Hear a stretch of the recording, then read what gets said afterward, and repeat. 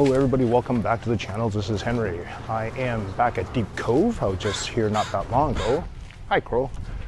And we started cleaning this dock here in September of 2013. So this is our 10th anniversary.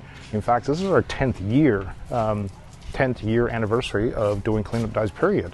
250 something dives, almost 260 dives. I can't remember where we're at. You think I'd do some research before I start filming, but I didn't. All right, so I got a whole team here and got a cool announcement. Pacific Western Brewing that makes a beautiful Pilsner, one of my favorite beers actually, one of my favorite go-to camping beers. They have signed on to sponsor Clayton, that's Aquatic Monkey and I, and they're funding a bit of money towards our cleanup dives, which is really awesome. So that means gas money and maybe getting some burgers for the guys after the dive and stuff like that. So the crew from the brewing company have not arrived yet, so I don't have their swag on, but they will be here shortly, and I'll change into the proper attire for the video. So safety meeting first for the crew. We got, as long-time followers know, that we've got all the kayakers. That's not these guys, these are all out for rental, but we do have kayakers that's going to come support us to keep us safe, because we can't really deploy dive flags on here, and this is an active water for boats, so they're going to come and keep us safe. And so we need a safety meeting to teach them how to keep the diver safe. So anyway, not really sure what's going to happen next, because I'm going to go set up my dive gear, and I may film some stuff for the safety meeting. Probably not, because I want to focus on the safety meeting, but I'll probably just see you in the water. I'm first. Damn it! He's in! He's ahead! Hey Clay, how's it going? Good, buddy. Oh, I'm so tired.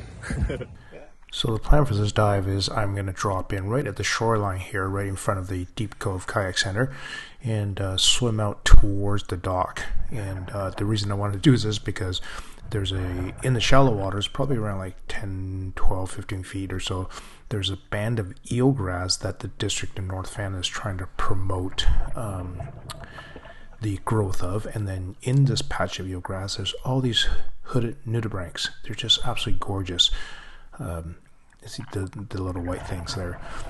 And man, I just like seeing them. So once I started heading that direction of the dock, ran into the chain that anchors the dock, or part of the anchoring system, and I knew I was on the right track. And the first thing I ran into is this e-bike. It's from Lime Bikes, I think that's what it's called, and it's part of the city program for these rental bikes that are left all over the place, and I guess the kids like to just do weird things with them. So they obviously threw this one into the ocean. Super unfortunate. So right away I deployed my lift bag. There was a crab trap that was caught in this thing, and my goal was just to get the e-bike out. Wasn't 100% sure how the trap was part of this little mess, but luckily it just came up with the bike, so that was good. Guided the e-bike to the surface, asked for some help from the people that were on the dock, handed up the crab trap, and it was actually just hooked on a pedal or something like that, so luckily it didn't fall off, because I didn't have to go get it again. And got some help lifting this very, very heavy e-bike. We ended up weighing this thing at just a little over 70 pounds for the one bike, and obviously you got a little bit of water weight in there as well too. Super awkward, but I was really happy to run into this thing, because like I've always said about the Deep Cove government dock, that it's a really random place to find really weird things. So this is one of the paddlers that were helping us to stay safe in the water by keeping boats away from us. I actually asked her for help, and she came in or went onto the dock to help lift the bike out of the water, as well as the crab trap. So I was just holding on to her board so she can get back on.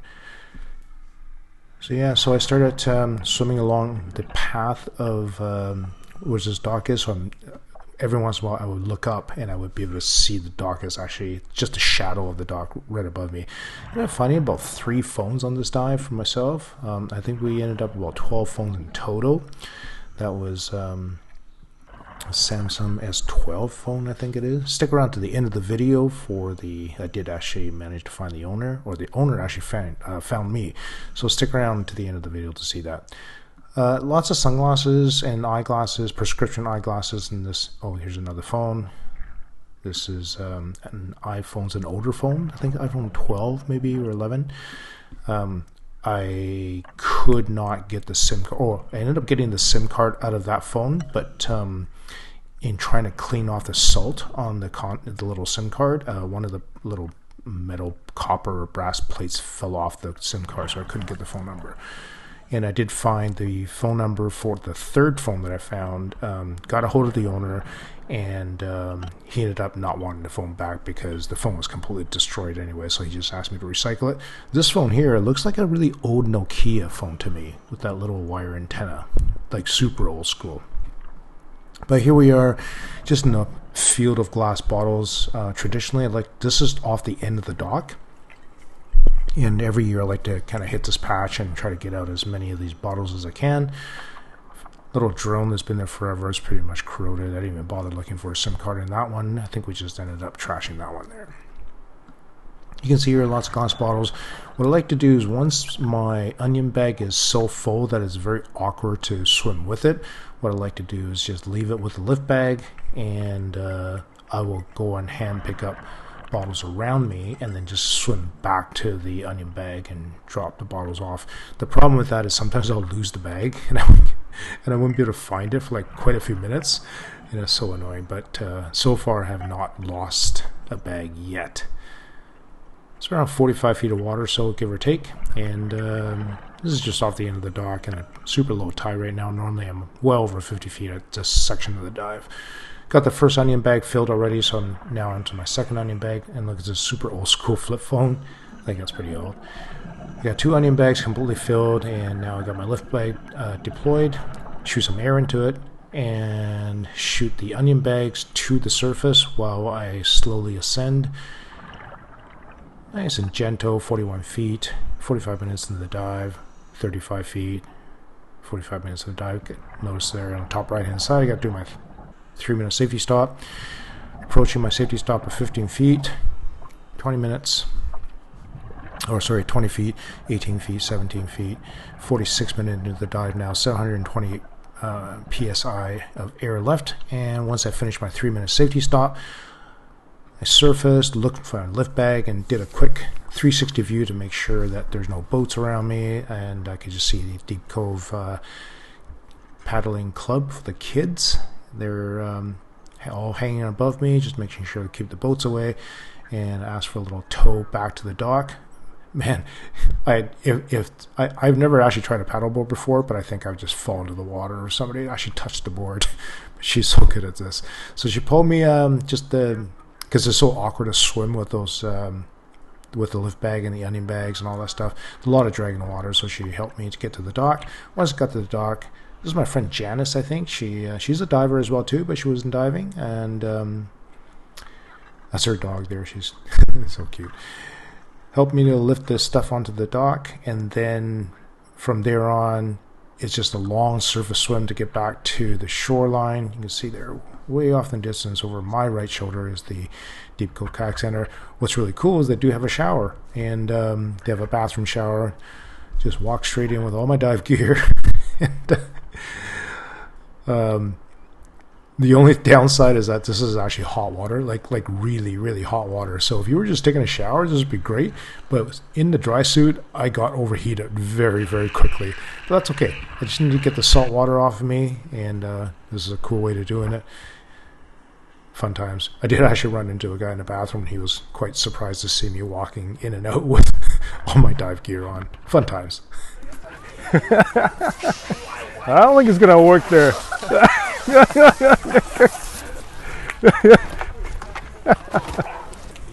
All right, there's the bike. Does the electric bike Man. at the bottom of the ocean work? There you go, and there's the pile. We gotta lay everything out still.